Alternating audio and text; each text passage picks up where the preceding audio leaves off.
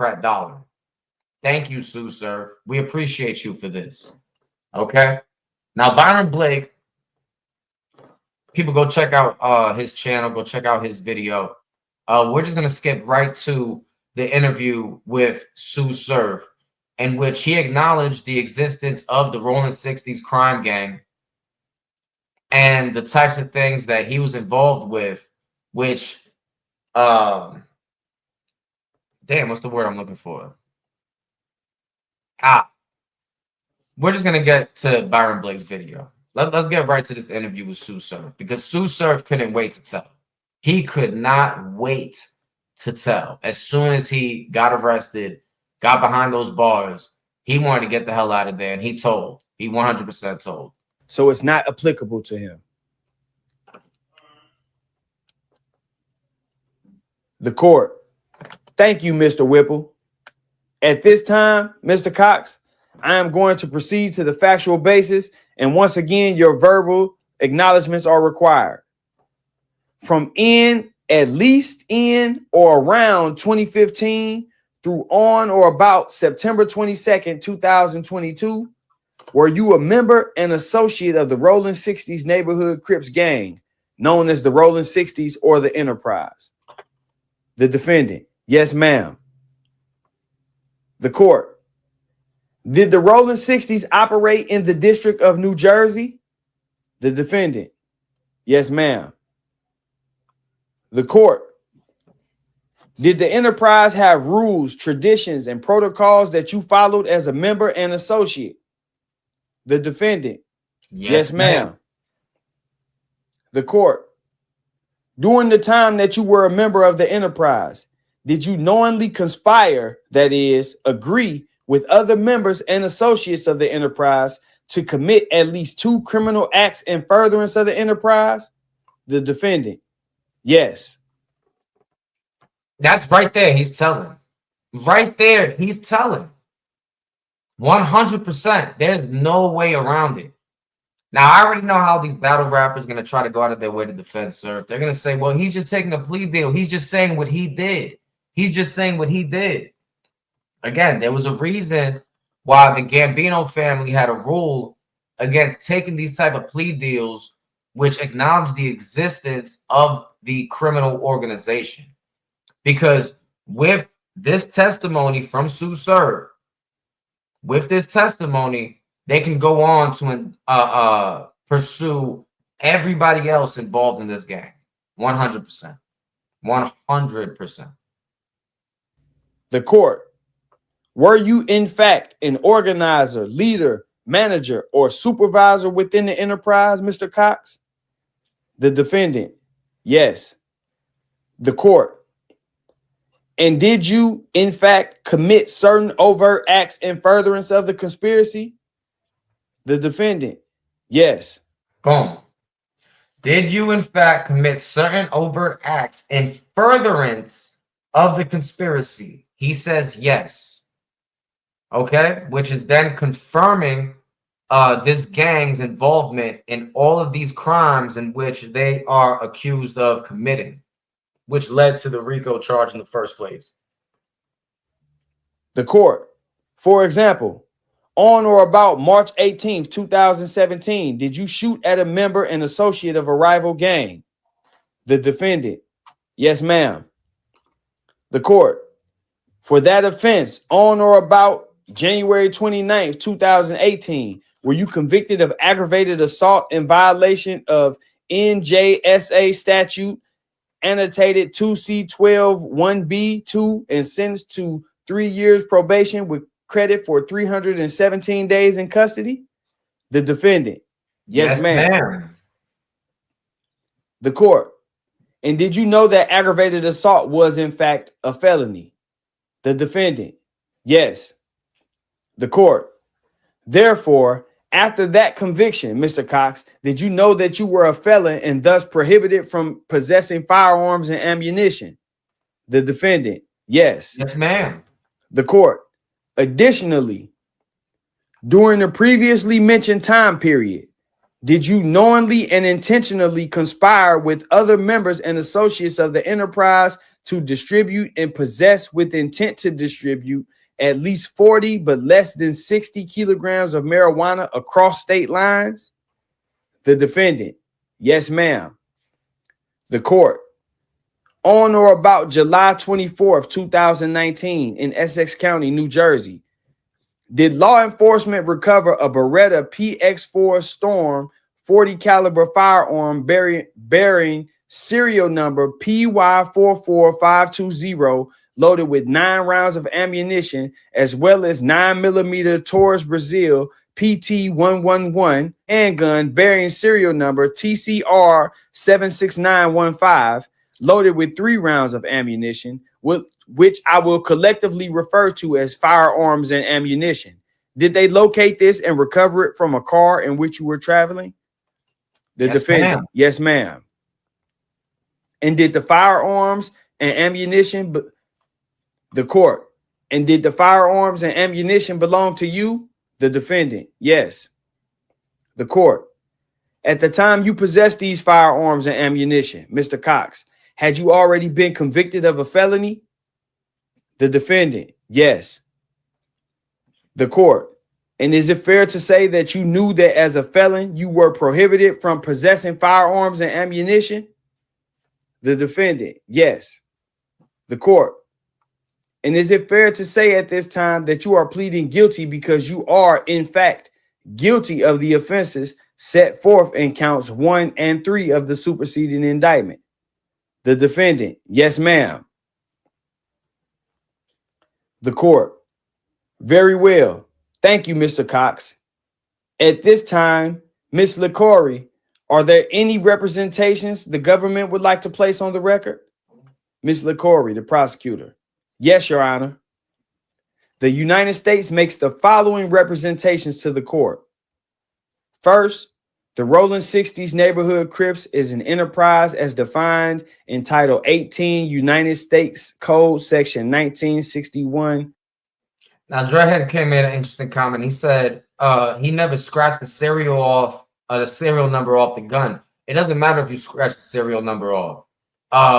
With how these weapons are actually designed, after you fire off a round, if they could locate any of the bullets or anything like that, the bullets are imprinted with they're actually imprinted with something from the gun itself that when forensics look at the bullet and how it was fired off, that imprinting on the bullet will actually let you know which gun specifically shot that round. Okay, which will go back to its serial number. I forgot exactly how it's. I remember I was watching a video breaking down forensics evidence, and yeah, it doesn't matter if you scratch off that serial number. If they can recover those bullets, you're done. You're done. They know exactly which gun shot that off. 4. Second, that the activity, just like Pablo said right here, even if you don't fire it, just ejecting it from a gun can be matched to that gun, 100%. of the enterprise affected interstate commerce. Yeah, it's like the fingerprints of the bullet, and it'll go back to the exact gun, and they'll know the serial number of the gun. They'll know exactly which gun that is, 100%. Including the sale of marijuana, heroin, fentanyl, cocaine, and the use of facilities in interstate commerce. This was important because this is how they locked them in to traveling across state lines for it to be a Fed case. And that shows you how important the connection to California in this case was. But let's keep going. Third, that members and associates of the enterprise engaged in a pattern of racketeering activity. Here, right here, check this out. Forensic analysts use ballistics fingerprints to match bullets to a specific gun. These are unique microscopic striations left on bullets and cartridge cases as they pass through a firearm's barrel. The riffling inside the barrel leaves specific markings similar to fingerprints that can be compared to test-fired bullets from a suspect's gun. So it doesn't matter if you scratch off that serial; they're able to know. They know what gun that is. They know exactly where it is. I mean, which gun it came from, all of that. So if they can find the gun, it doesn't matter if you scratched off that serial number. If they have the bullets, they know exactly that you fired that round. As defined in Title 18, United States Code Sections 1959, B1 and 1961, 1, in furtherance of the enterprise's objectives. Fourth, that the Rolling 60s Neighborhood Crips gang is a structured entity with a core of personnel which has remained intact through the years, and the group has an existence separate and apart from the commission of any specific racketeering act. And fifth, had the matter proceeded to trial, the United States could have proven each and every element of count 1 and 3 beyond a reasonable doubt. So look at the conclusions that they're able to get to because of Sue Surf, real name Ray John Cox. Yes, he likes to Ray John Cox. With his testimony. These are the conclusions that they're able to get to because of his statements. The United States submits to your honor that these representations, coupled with Mr. Cox's affirmative answers to the questions that you just asked of him, provide a sufficient factual basis for the acceptance of his plea of guilty to counts 1 and 3 of the indictment. Basically saying that based on the evidence that we saying we got and him admitting, we got this. Yep. The court. Very well. Thank you, Ms. LaCorey. I am likewise satisfied, Mr. Cox, that with the advice of your counsel, you have knowingly and voluntarily not only waived your right to proceed to trial, but you have also knowingly and voluntarily waived your right to appeal. And having entered this plea of guilty, the court is satisfied that you have given a sufficient factual basis upon which the court can accept your plea of guilty. So it will be accepted at this time, and you will be determined guilty at this point. It is going to be necessary for you to meet with probation. They will have the opportunity to review and go over it with you. Obviously, prepare a pre-sentence report. You will review that with Mr. Whipple. The court and the government will receive copies of that exact same document.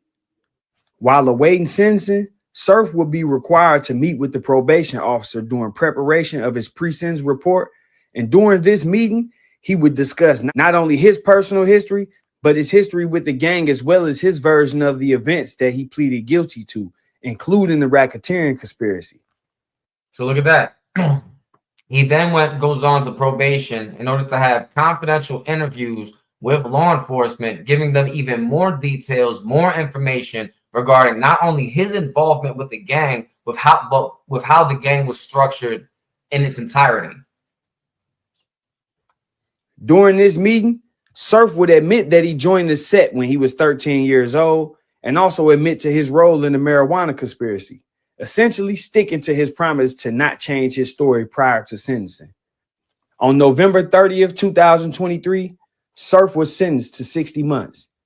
During sentencing, Surf's attorney would highlight how 77 of the 83 counts of the indictment made no mention of Surf. And although Surf was the first to plead out and thus the first to have his case closed, at his sentencing, his attorney would compliment the probation department in working really hard on this case and putting together a very comprehensive report that tells the whole story, about other defendants, about the entire case. In the eyes of those familiar with this process, this was the most telling sign of Surf's cooperation. How could the probation office tell the entire story of the other co-defendants if the other co-defendants hadn't yet been sentenced and met with the probation office themselves? Exactly. Just like how Geechee Gotti and Ella the mayor were the first ones to sit with law enforcement, have their confidential interviews with the police, and rolled over on their co-defendants, and possibly also gave information regarding the Nutty Block Crip gang. All right, it all comes together. As if this wasn't enough to raise eyebrows, Surf was then given the lightest sentence of all the defendants charged in the case. He was the first one to plea out. He was the one that gave them the information in order for them to pursue charges on everybody else involved, which then led them to all pleading out. Recent interview, Sammy the Bull would speak on John Gotti's no plea rule. He would state that this wasn't an actual mafia rule, but a rule that John Gotti himself put into play. According to Sammy, the reason John implemented this rule was because he knew that whatever statement given by the person taken during the factual basis portion of the plea could and would be used by the person taken during. Now, peep this right here. The very first moment that we sat down together in Essex County Jail, both with our masks on, Mr. Cox immediately accepted full responsibility, expressed the desire that I must get this case resolved as quickly as I can. My life is over with the rolling 60s. I'm turning the page. I need to get back to my career and to my daughter and to my mother. Mr. Whipple, help me. Do anything you can to try to get this case resolved for me as quickly as possible and get me before the court. This is Sue Surf's actual words right here. My life is done with the rolling 60s. I want to get this resolved as quickly as possible. Get me in front of the court because I'm telling, I'm going to tell it like it is. Battle Troop, you got to bring that song back. He said he tried to get in front of the court immediately. The factual basis portion of the plea could and would be used against others who the government wanted to target for racketeering. The RICO law was fairly new around John Gotti's time, and he was coming up with a strategy for how to fight it because he knew what they were doing.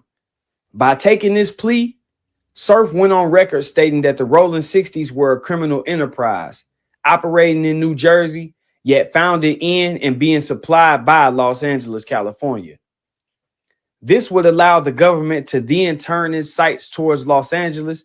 Now remember, Whack 100, Rat 100, Special Agent Back, he said that he was actually providing the firearms to Big U and the Rolling 60s, which then traveled across the country to New Jersey, and that's set over there.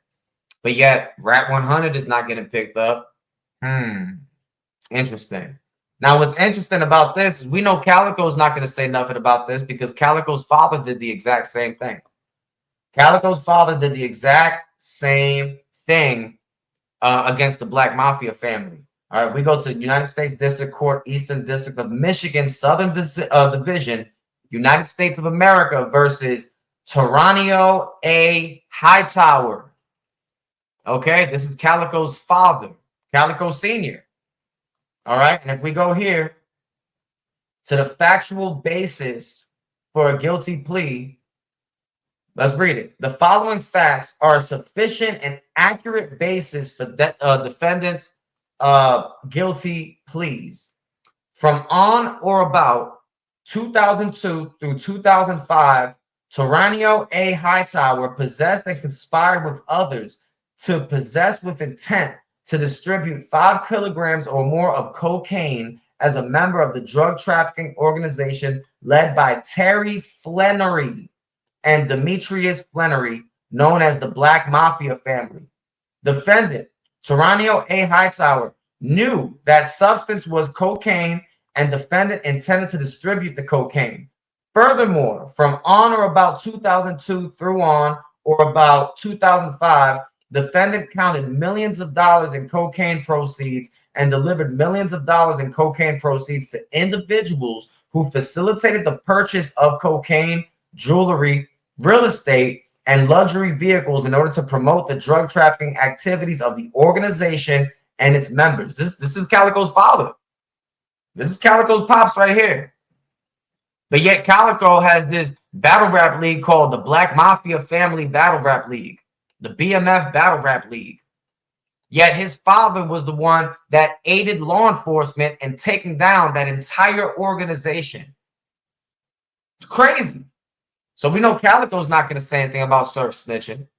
We know Geechee's not going to say anything about Surf snitching because him and Ella the Mayor took the deal together. Thank you, Surf. I really appreciate Sue Surf doing this. All right? Because Big U and the Rolling 60s were, again, receiving money from the Democratic Party in order to enhance their gang and to promote their violence and destruction of the Black community all throughout the country. Thank you, Surf. I appreciate you, Surf. Now, what the only thing that Surf does need to repent on is this nonsense over here. The numbers and shit like that. You get what I'm saying? Like, there's another follower, another listener. If a motherfucker here listening, speaking, and just mixing into the conversation, because in reality, their opinion, like what you stupid don't understand is there's probably somebody in the comments just like Holly that don't know about relationships or don't know about how feelings or not even understanding that they like Holly yet. So a Holly's is fucking relevant to normal life. Niggas really be cheese balls, like real cornballs. Like until you wake up one day and your daughter or your son has to make the decision of their life and you don't know how to handle it because you have no knowledge of. Now, if y'all don't know, this is Sue Surf defending himself from following transgender pornography on social media, Twitter, Instagram, MySpace, Black Planet, Bebo, wherever. He was following it on all social media platforms. He said that you're not a good parent if you're not following the transgender pornography. You're not a good parent. You failed as a father. You failed as a mother unless you're following transgender pornography. This is disgusting work. Somebody said, paperwork. We just went over the paperwork.